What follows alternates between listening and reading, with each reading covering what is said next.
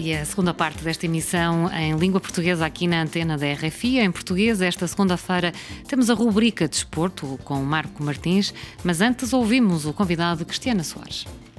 Convidados. Uma Mulher ao Sol, Une Femme au Soleil, é o nome em francês da peça do encenador brasileiro Ivan Sugara, inspirada na história trágica da escritora Maura Lopes Cansado, isolada num hospital psiquiátrico. Em cima do palco, Daniela Oliveira e Maria Augusta Montera. Não há diálogos, a voz que ouvimos é gravada e é a voz de Maria Augusta Montera a narrar o dia-a-dia de Maura Lopes Cansado.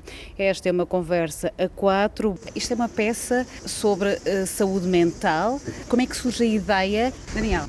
Já pesquiso o tema da saúde mental há 5 anos. Durante 3 anos eu fiz um trabalho, uma pesquisa no Instituto Municipal Anísio da Silveira, no Rio de Janeiro, que é um instituto psiquiátrico. E durante esses 3 anos eu frequentei esse espaço com um trabalho teatral, que a gente apresentava para os funcionários, para os pacientes, para os usuários da rede pública de saúde mental do Rio de Janeiro e para os visitantes. E ao longo desses 3 anos, o que a gente fez foi sair da região central da cidade e ir até o hospital, vivenciar isso. Foi uma grande experiência. Com essa experiência me deu vontade de fazer o contrário, de pegar esse tema da saúde mental e levar para fora dos muros do hospital, para lugares onde isso não é discutido. Foi quando a gente resolveu se aprofundar em um dos relatos que a gente usava nesse trabalho anterior, que é da Maura Lopes Cansado, e a gente se reuniu para fazer esse trabalho. Enquanto atrizes, como é que se preparam para este trabalho? Vocês estão em cima do palco, em silêncio, há uma voz off, no final você fala, mas há uma voz off a maior parte do tempo e é o corpo, o rosto, tem que transmitir toda essa intensidade. Como é que vocês se prepararam para isto, Maria Augusta? Nesses 2 anos de pesquisa e de ensaios, a gente teve tempo de primeiro passar por um processo de criação mais sobre a imagem, né, sobre a forma, e depois de vários meses de trabalho, com toda essa forma já criada e mais estabelecida, a gente fez todo um trabalho do sutil, de ir trabalhando o pensamento, tudo que está acontecendo dentro do nosso corpo, junto com a respiração, junto com o olhar, e a gente foi costurando isso na parte física. A gente foi criando individualmente também a nossa preparação e o que nos possibilita de chegar nessa intensidade. A gente começou primeiro fazendo um trabalho dos corpos, né, de nós duas. Então a gente fez uma preparação com acrobacia, dança, luta, pilates, para os corpos criarem essa conexão, essa confiança e se conhecerem. Foi um trabalho que a gente criou ao longo de 2 anos de confinamento, de pandemia. Então o processo de criação foi muito fechado. Para esse trabalho especificamente a gente fez sempre juntas. E foram 2 anos que a gente ensaiou, muitos meses desses 2 anos confinados, nós 3, morando juntos. Então foi um processo muito fechado assim de criação. E aí quando a gente começou a estrear e apresentar e colocar isso para o público, eu acho que a gente foi também aprofundando mais esse trabalho desses estados, dessas emoções, porque é o contato com o público também que faz o trabalho ir para esse outro lugar. Acabou por ser benéfico o facto de se viver uma pandemia e o facto de estarem confinadas, neste caso, para terem a mesma noção, entre aspas, do que é estar internada num hospital psiquiátrico? A gente decidiu estudar a Maura antes de saber que a gente ia entrar em pandemia. E no final das contas acabou assim, sendo uma surpresa nesse sentido. Com certeza foi diferente. É claro que a gente nunca pode comparar, né, o que se vivia, o que acontecia nos hospitais psiquiátricos, por tudo que as pessoas passaram. E a gente está dentro de casa, né, com comida, com higiene, com tudo. Essas condições não são as mesmas. Mas a gente sempre quis falar da questão interna do que a Maura vivia, do que ela coloca nas palavras dela. Então a gente fez esse foco da vivência interna. E esse sofrimento psíquico, esses sentimentos, essas vivências, isso é comum a todos nós. Tanto que o termo da saúde mental passou a ser falado muito durante o confinamento, que era uma coisa que as pessoas não falavam tanto. Começou a chegar muito perto, sabe? Porque uma coisa é você pensar, tá lá dentro do hospital, é o louco que tá lá muito longe da gente, e aí de repente você percebe coisas que você sente, que você vivencia e que está dentro da gente também, né? Isso é muito interessante desse trabalho, porque por mais que a gente tenha como referência o hospital psiquiátrico e os internos, a gente está falando de ser humano. A gente está falando do que as pessoas sentem, né? Da sensibilidade das pessoas, dos artistas, né? Que podem se identificar muito com esse tema, de dor, de falta de afeto.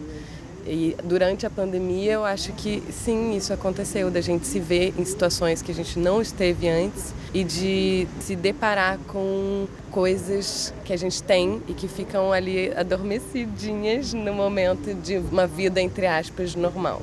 Isto é um diário de 1960, estamos em 2022.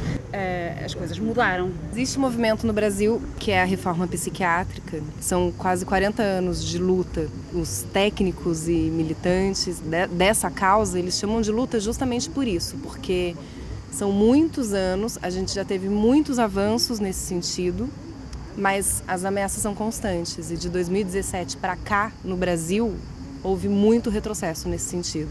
A gente consegue fechar o hospital, mas aí o governo abre mais leitos ou para a verba de uma rede de apoio e aí coloca dinheiro para compra de material de eletrochoque. Então são coisas que são realmente muito na iminência de voltar atrás, sabe? A gente tem avanços, acho que há muito que se comemorar assim, nesse sentido, mas tem que ficar muito atento, muito vigilante. Então a gente fala disso, do que aconteceu em 1960, mas em muitos lugares ainda acontecem, muita gente não tem noção que isso já aconteceu. Como o estigma da loucura ainda é muito forte, as pessoas ainda não falam sobre isso. E se você não fala, você não sabe o que está acontecendo, você não sabe a importância das políticas públicas, disso tá dando um apoio para as pessoas, né?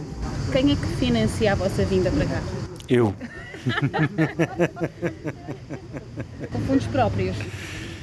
É um investimento mesmo, né? A gente está aqui também porque a gente está vivendo um momento muito complicado no Brasil. O retrocesso que a gente está vivendo na área da saúde mental atinge todas as áreas, né? A gente tem a floresta amazônica sendo queimada, muitas pessoas voltando para a linha de pobreza. Então a gente vive realmente um momento muito complicado com o governo Bolsonaro. E para os artistas, de 2016 para cá, desde que a Dilma Rousseff sofreu impeachment, né, a gente tem um início ali, um processo político que é realmente bem complicado, de perseguição de artistas, de desmonte mesmo de todo o sistema de cultura, de apoio aos artistas. Então também, assim, a gente está aqui para a gente tentar, enfim, voltar a ter uma sobrevivência mais digna como artistas, mas também acho que para a gente falar um pouco do que está acontecendo no nosso país, né? Assim, então, a Dani estava falando sobre essa questão dos retrocessos na área da saúde mental.